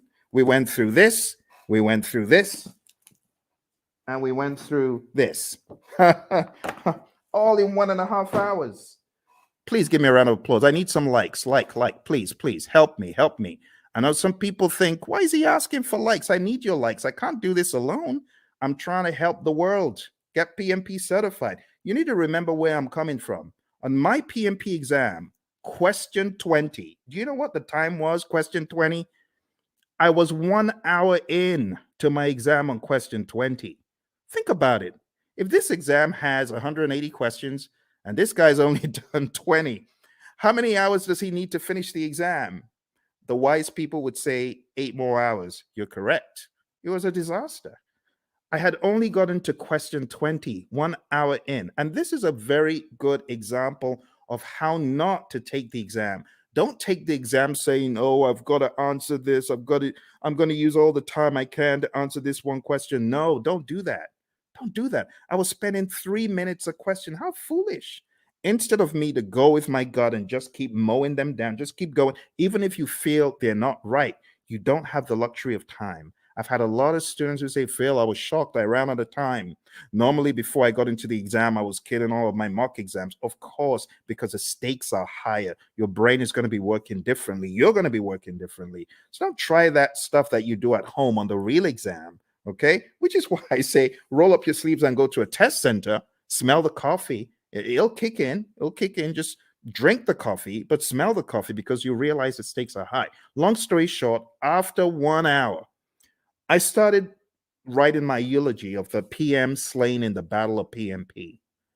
The PMP who tried his best, the PMP aspirant, the PMP wannabe who tried his best. Phil tried his best, but alas, he was slain at the Battle of PMP. Why was he slain? He didn't have his weaponry right? So I was crafting my eulogy until a conspiracy theorist gremlin pounced on my shoulder. And I'm grateful for that conspiracy theorist gremlin. And the gremlin said, the PMI is looking at you from behind the scenes, and they can see that you got all the questions wrong, and they're giving you more of those questions. You got risk wrong, and they're giving you more risk. You got schedule wrong, they're giving you more. Why don't you go to the back of the exam? It was a crazy thought, but this is what got me out of the exam alive.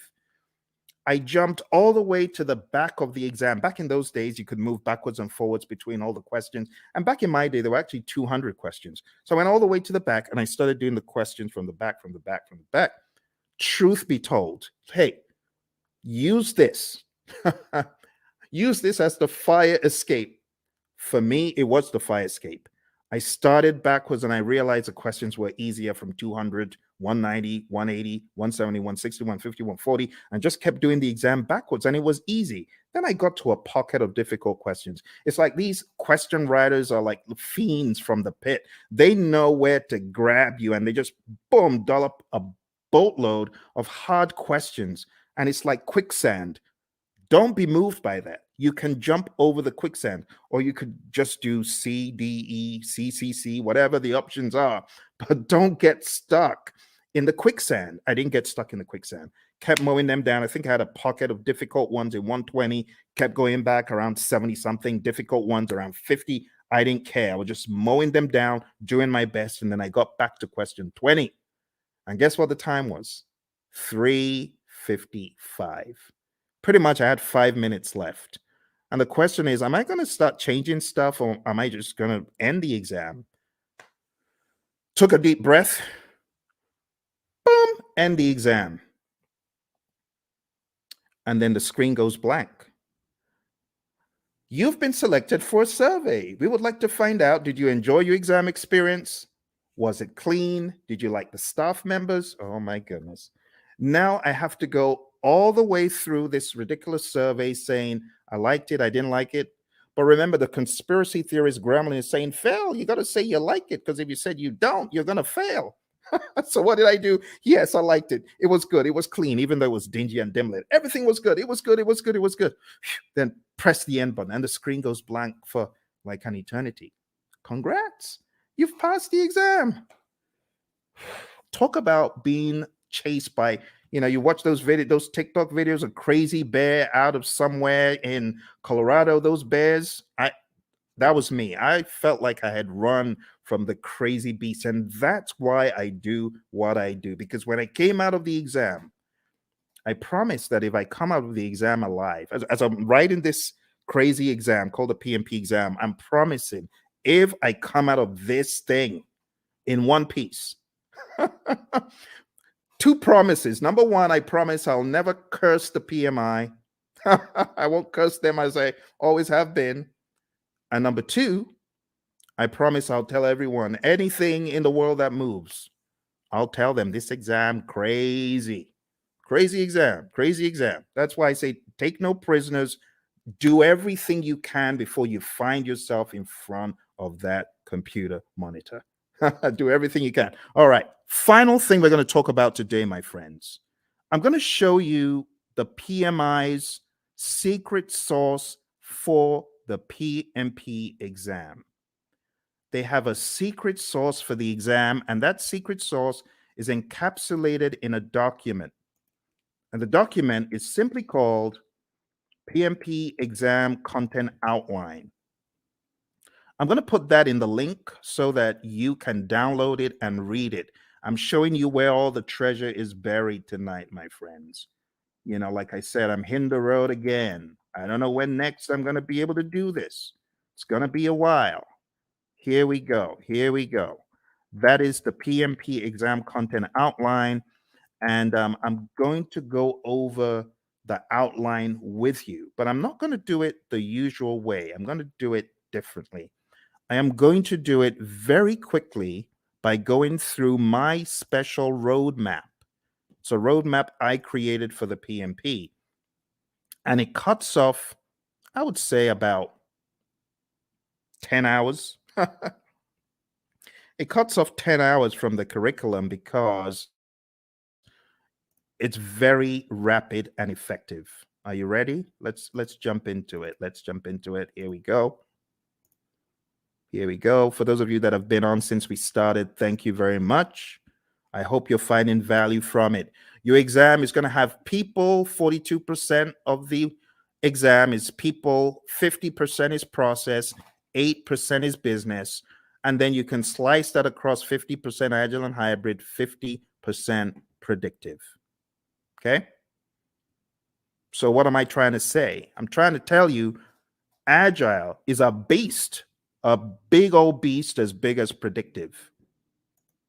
Here's the breakdown one more time. See that? So pay close attention to the process domain, but don't forget, you could slice these into 21, 21 for people, 21 agile and hybrid, 21 predictive. For process, 25 agile and hybrid, 25 predictive. For business, 4% agile and hybrid, 4% predictive. That's the general idea. Okay.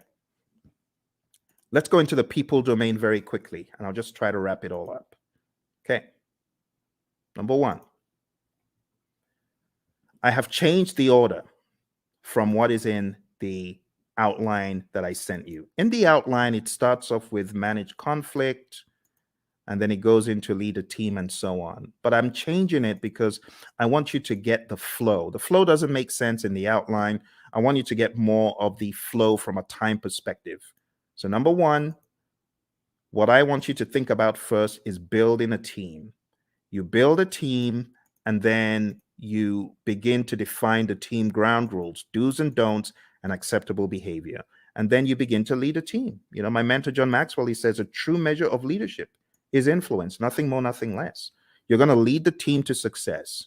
You're going to help the team understand what to do on the project. Leadership is all about example as well. The Hersey-Blanchard model is also a very good one to talk about here. If you haven't heard about the Hersey-Blanchard model, this is it. The thesis of the Hersey-Blanchard model is you need to be a situational leader. You can either be in a directing mode, depending on the individual. This is where you give low support and more direction, or in a coaching role, or in a supporting role, giving more support than direction, and in a delegating role where you just know the keys to the kingdom are safe with this dude, this girl, because they've proven themselves time and time again. But you don't always stay in one quadrant. You move around depending on the individual and the circumstance. With someone, you could have a delegating approach, but if you change the environment, you may need to have a more directing approach with that same individual. And that's the general idea. The other thing that you really need to know for your exam is the 5 stages of team development: the forming, storming, norming, performing, and adjourning. This will help you on the questions.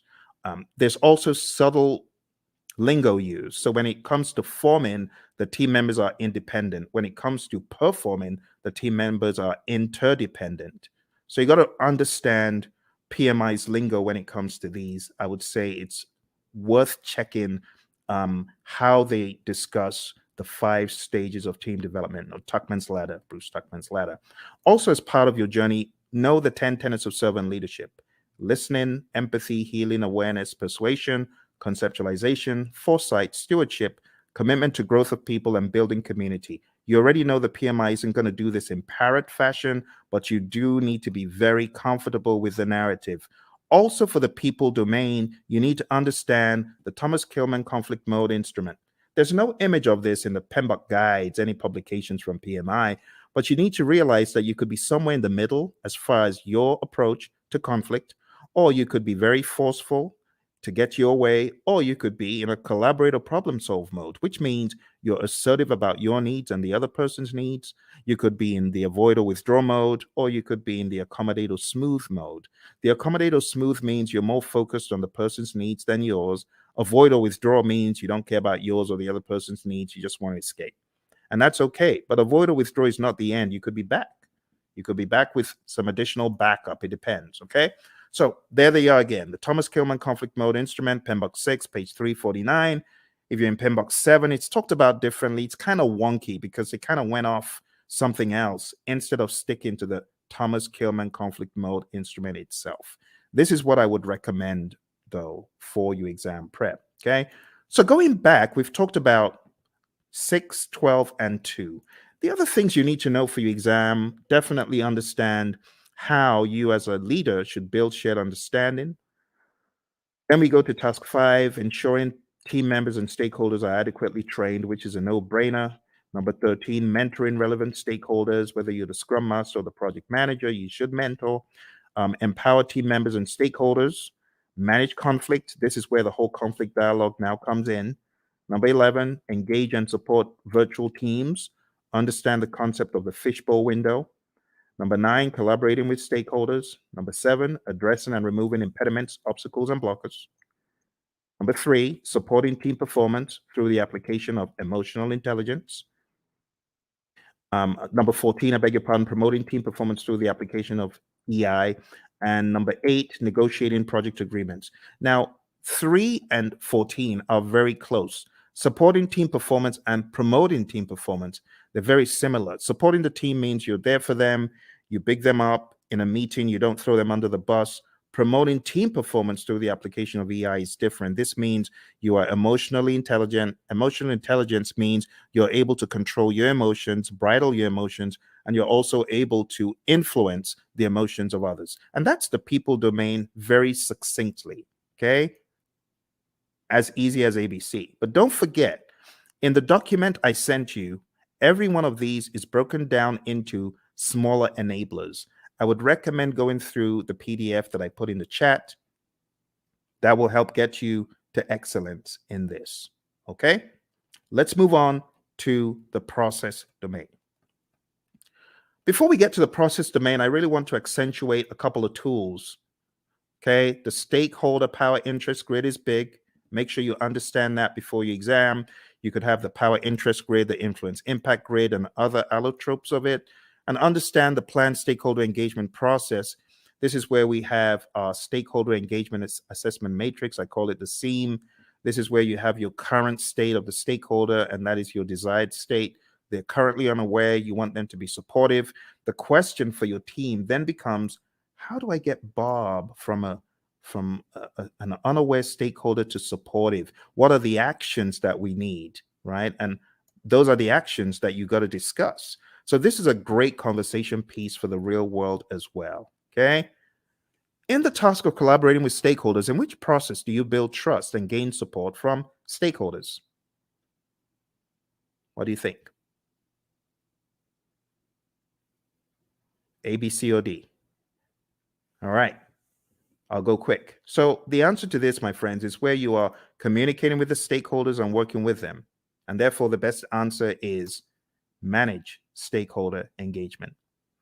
You won't get questions like that on the exam because those are very prescriptive to process name, but still you could get the process names expanded upon and camouflaged. So you do need to know what you're doing in each process. Here's another one. On your agile project, when facilitating a meeting with stakeholders, it is critical to do what? Is it hold the meeting in person? Is it develop and distribute an agenda prior to the meeting? Is it bring snacks? Or is it use technology to record the meeting so you can reference as needed? What do you think? Which one is more agile than the others? Which one makes sense? Okay, so which one is critical? In which one would the meeting sink if you didn't do it? Think about it. It's like a trick question. But you're not required to hold meetings in person in the world of Agile. You don't have to bring snacks and you don't have to record, but it would make sense. For example, if you're holding a retrospective, it would make sense for you to have an agenda and for you to share that. Okay. So this is an example of how, oh, looks a little bit difficult. Am I in the world of predictive? Or mine, it sounds a little bit predictive in the answers, but it says agile. So you got to be ready to face things like that. All right, let's move into the next domain, which is process. Okay. As usual, we have our roadmap, and these are the things we've just talked about. So I'll be very quick. Number one is actually task 13. So this is where you determine the appropriate methodology, the methods, the practices. Are we going to be agile, predictive, or something else? Then you got to establish a project governance structure for rules and regulations and how things work. And then number 9 is pretty much integration. You got to integrate project planning activities. Number 17 is plan and manage project or phase closure, pretty much close project or phase, which we've already looked at today. Number 8, plan and manage scope. Number 6, plan and manage schedule. Number 5, plan and manage budget and resources. So at a high level, number 8 is really scope management that we looked at. Number 6 is schedule management. And number 5 is budget and resources. I'm sorry, it's a little bit obscured because of the color on the screen. Number 7, plan and manage quality of products or deliverables. That's quality as a knowledge area. And all of these also double in the world of agile. Don't forget. Number 3, assess and manage risks. We've taken a look at that. Number 12, procurement management, pretty much. Number 1, execute the project. Now we can execute the project. After you've done all that planning, now you execute with urgency to deliver business value. Number 16, ensure knowledge transfer for project continuity. Make sure that you're transferring the knowledge, because if that person leaves, what's going to happen? That needs to be your question. All right, manage project issues, have an issue log. Make sure you chase those impediments as vehemently as possible before they eat you alive. So we talk about impediments, obstacles, and blockers. So the question is, what is the difference between an impediment, an obstacle, or a blocker? And the answer is an impediment slows you down. An obstacle is in the way. Now you can go around it, you can go over it, but when it comes to a blocker, you're stuck in your tracks. You're stopped. That's really bad. They're all bad, but blockers are the worst because they just stop you in your tracks. You can't move. When we talk about managing project issues in the world of predictive, all of those things are in your issue log. You got to go after them. Manage project changes just means manage changes using your change management plan. Your configuration management plan must also be considered. This is manage project artifacts. 3 artifacts in Agile. Who remembers?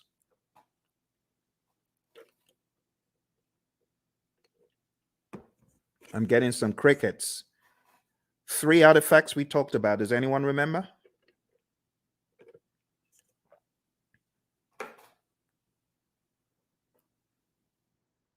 Hello? Everyone's quiet. Okay, I don't bite. All right, so the artifacts I was looking for from the world of Agile is your product backlog, your sprint backlog, and your increment or PSI. In the world of predictive, I was expecting the baselines and the plans pretty much. They're possible artifacts. We could also say our burn charts are artifacts from the world of Agile and things such as that. There are other things we could include. All right, managed communications is the next one. Pretty much managed communications, the communication knowledge area, and then engage stakeholders pretty much the stakeholder management knowledge area that we've taken a look at. Okay. Don't forget, there's some really important stuff in the Agile Practice Guide as far as the incremental agile predictive iterative mantra, knowing when one is better than the other. So if there's a low degree of change, but there's a high frequency of delivery, it's incremental, stuff like that. This image is going to help you master. Again, know your Scrum, know your Scrum, know your Scrum inside out. Read the Scrum Guide. Make sure you go to scrumguides.org. As I recommended earlier, read it, go through it, go to Ken Schwaber's website, scrum.org, and make sure you take some of his Scrum basic assessments. They will really help you get very firm in Scrum. And don't forget the PMI's Agile Practice Guide, page 18, table 3-1. This is a table that you do, in my mind, absolutely need to know before your exam. And when it comes to the world of risk, just understand that risk can be positive or negative. Like in this image, we have, okay, the mouse gets the cheese. Well, that's a positive risk. Or the trap gets the mouse. Okay, it's a negative risk. But from whose perspective? From the perspective of the mouse. But what if we're talking about the homeowner? From the homeowner's perspective, what if the mouse gets the cheese? That's negative. So you always have to put on your perspective hat. Speaking of hat, the mouse is wearing a hat. So what strategy has the mouse adopted from this? Well, the answer would be mitigate. The mouse is trying to mitigate. Okay. Let's move on to the final domain. The final domain in this narrative, my friends, is a business domain. And in the business domain, we have 4 tasks. Number 1, plan and manage project compliance. Make sure that you are complying. Do not comply, because not complying could be bad. We're going to hear from our buddy Roy very quickly here. He's going to share an agile perspective of compliance. Let's hear what Roy has to say. So Roy, is this a good word in agile space? Well, maybe it's a necessary word. We certainly don't like it, but it is functionally correct. It is technically the correct word to use. But we do want to make sure that we're aware of what compliance regulations are in place, so that we don't get ourselves in trouble. But I also want to stress that there are actually times when we might intentionally decide not to be in compliance. I've done a lot of work in the finance space, insurance space, and sometimes they're actually having those conversations of, okay, there's a new regulation that just came down the pike. Is it cheaper for us, for at least for right now, to go do that and go make sure that we are compliant, or should we just pay the fees for a period of time and do that work later? So those discussions they're valid discussions, especially when no one's being hurt. It's not about that. It's more about this regulation. We just can't get to it right now. It's going to cost us more to do it now versus later. So there's sometimes those discussions happen, but those things are planned. They're understood. There are lots of discussions. Same basic needs, in an agile project as you would in a traditional project. It doesn't really change that much. But again, the difference is how we do it. We make sure that the teams are very aware of the compliance and regulatory needs, and that they understand them very clearly, so that we don't necessarily have to do reviews to identify compliance. We are encouraging the teams to be compliant always. That's a big difference. All right, good words from our buddy Roy. And like I said, if you want more of Roy and I's training coaching, going down to hpmexam.com, we have tens and tens of hours of both of us going back and forth talking about this stuff over and over again. You could go on to tinyurl.com/elite PMP. You'll be able to join the Udemy course where we have PMBOK 7. We just go to town on PMBOK 7, and you can watch all of those videos there. All right, moving on. Let's go back, and we're talking about business domain. Next thing is evaluate and deliver project benefits and value. So in the world of the PMI, they've become hypersensitive to the concept of benefits and value and outcome. It's no longer just about deliverable. Moving on to task 3, evaluate and address the external business environment changes for impact on scope. This is what a good product owner should be doing. A good product owner should always be scanning the boundaries and saying, what has changed in the environment? How does that affect our project?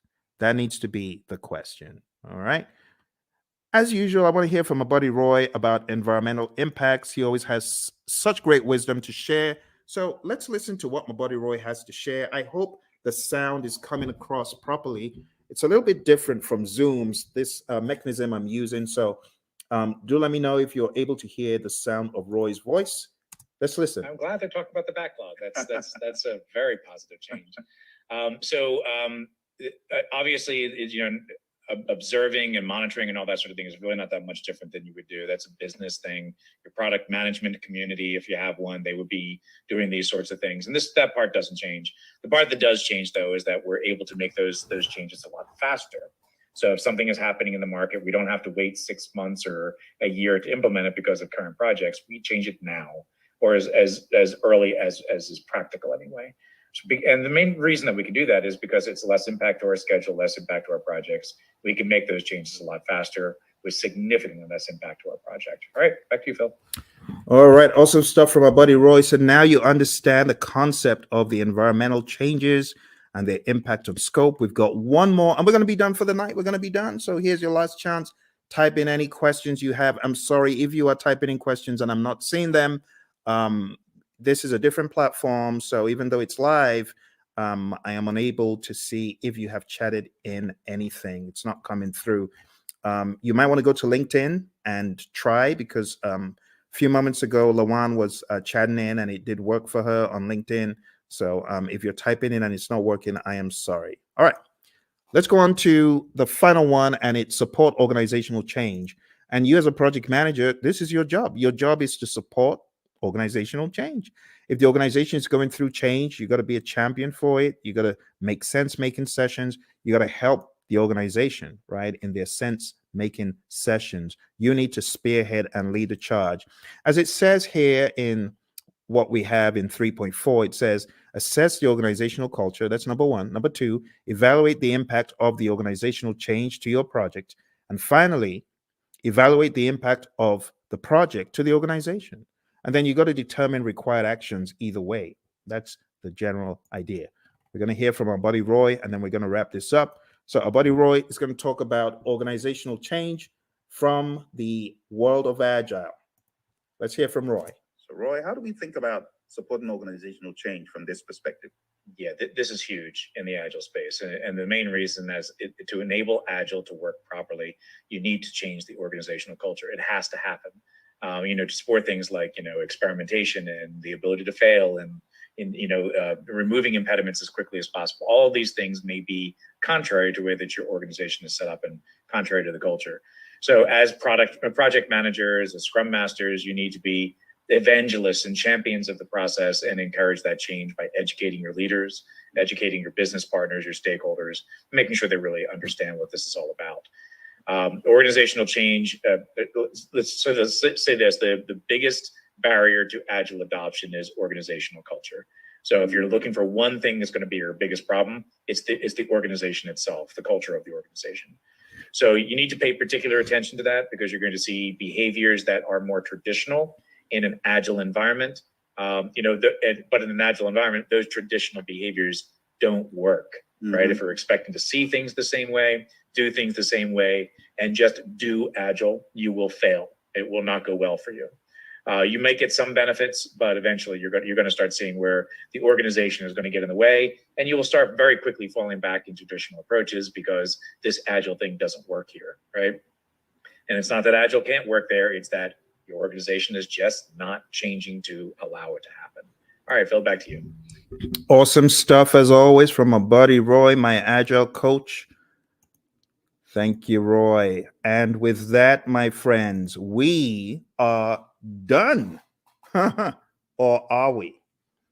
There's one little piece left that I like to throw in at the end, just to help you see how far we have come. Because when I tell you we've climbed 1,000 mountains, you better believe it. We've climbed so many mountains that you won't even believe. When you see the roadmap of everything we've done tonight, you won't believe how much we've done. We've done a boatload of stuff. We've done so much stuff. It could actually be a little bit mind-boggling to you. So what I like to do at this point, I like to show like a roadmap of all the intricacies of the PMP exam. So let me just go over them one by one. First of all, we've talked about the world of predictive. We've talked about the world of agile. We've talked about the people, process, and business domains. We've talked about Scrum. We've talked about Kanban. We've talked about the Agile Manifesto, talked about the Agile Manifesto values and principles.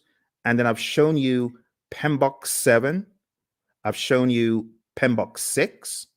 I've shown you the 12 principles and the 8 domains. Wow. My goodness. Okay, let's put it all into perspective. I'm going to show you one more image to bring it home. This is going to be the coup de grace. It's going to help you see everything in one place. Okay. But are you ready? I hope you are. This is going to go pretty deep. Let's take a look. I call this the PMP mind map. PMP mind map. And this mind map encapsulates the entire journey.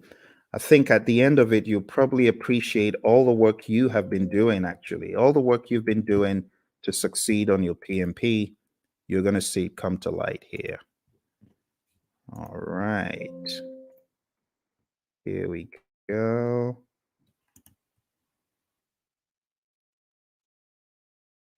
PMP mind map. You might have seen a video where I talked about this in the past, but it's always new because of the enormity of what we have done tonight.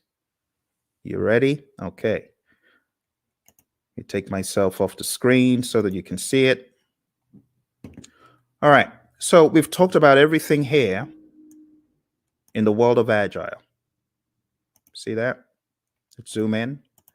Agile. Talked about the manifesto, talked about servant leadership, talked about charters, and these are some other pages that you need to focus on.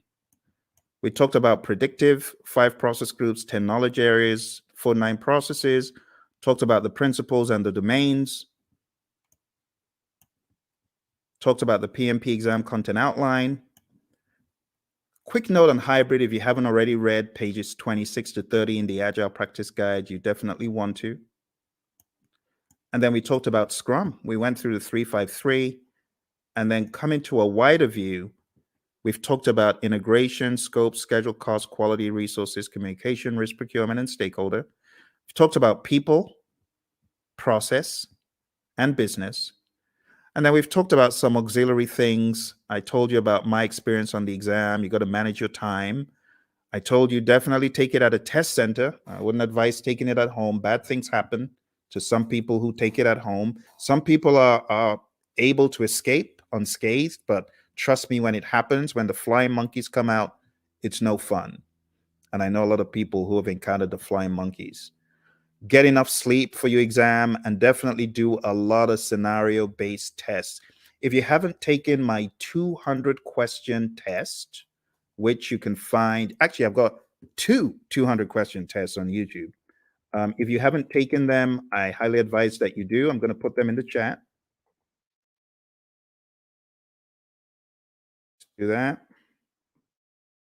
So, well, my friends, thank you very much for joining me. I appreciate it. You take care, and don't forget, check out all the links, hpmexam.com, tinyurl/elite PMP, and tinyurl.com/elite CAPM. All right? You take care. All the very best.